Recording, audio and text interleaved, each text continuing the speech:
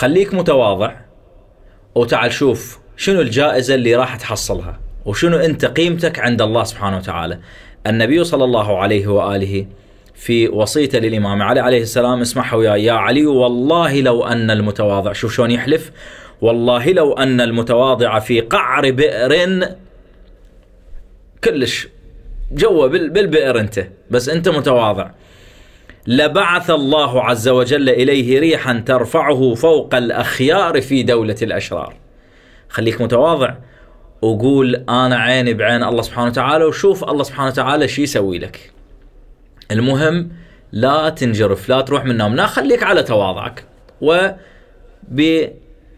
بإيمانك وإصرارك بأنه أنا أريد أتواضع لله سبحانه وتعالى، وأنت طبق التواضع بكامل تفاصيله وأوجهه اللي أنت تريدها. أتواضع مع زوجتي، أتواضع مع أمي، أتواضع مع أبوي، مع طلابي، مع أستاذي، مع الناس بصورة عامة، ويا كل المسلمين بالدين، بكل شيء. تواضع بصورة عامة، مو تواضع عبالكم بس هذا اللي يمشي مدنق ويقول السلام عليكم، عبالك هذا المتواضع، لا، تواضع بصورة عامة.